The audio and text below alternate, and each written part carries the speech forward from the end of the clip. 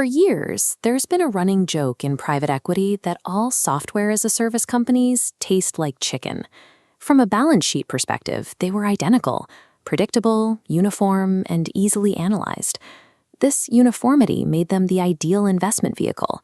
If the growth metrics were the same, you had a copy-paste formula for profitability, allowing firms to pour billions into generic software with total confidence. Then generative AI arrived. Once reliable growth metrics cratered as these generic companies struggled to remain relevant in a world where AI agents began taking over the actual work. Simply adding a chat window to an old software suite hasn't solved the problem.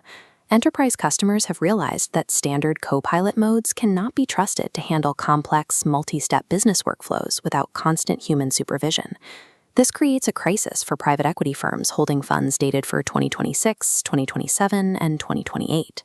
They are wrestling with how to sell companies that were healthy SaaS leaders a few years ago, but now face a market that no longer values their original business model.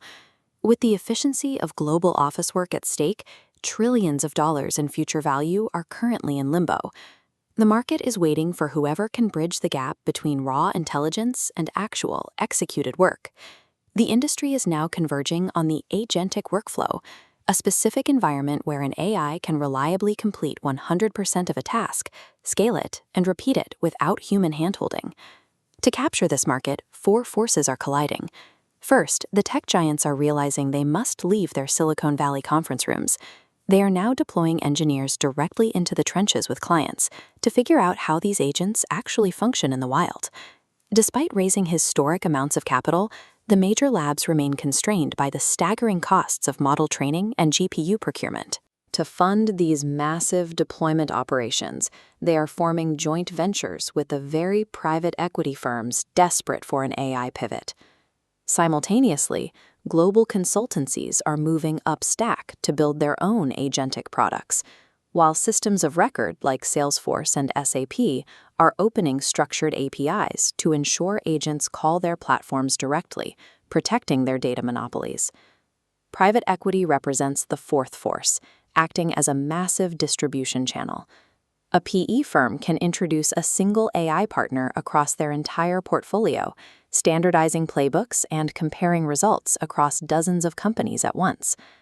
This multi-front war places the ultimate leverage with whichever group controls the final deployment pipeline into the enterprise.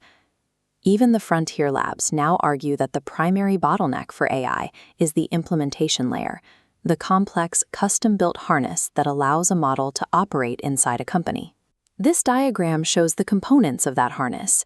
It begins with workflow design, a defined process where every step has a specific owner, input, and output, rather than just a generic prompt. Then comes data access. The harness must distinguish between a live authoritative record and a 6-month-old PDF. It decides which permissions apply at the row and field level, ensuring the agent doesn't act on stale or unauthorized information. Evals act as the scoring mechanism. These aren't generic intelligence benchmarks, they are strict internal filters that measure whether the agent's output adheres to specific business rules before it ever reaches a customer. Finally, audit trails provide the necessary logging.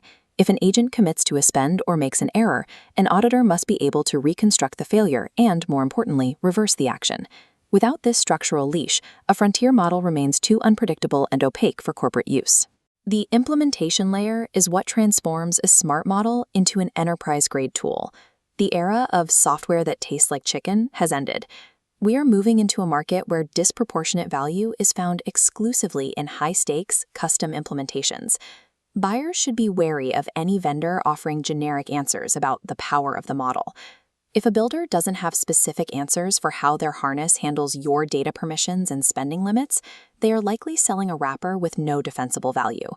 Generic intelligence only becomes valuable when it is tethered to specific business objects, the cases, policies, and entitlements that define real work. Displacing a legacy system requires an agent that deeply understands your existing data layer. It's not about abstract reasoning. It's about having an implementation fabric that can act against your specific business objects in a consistent manner.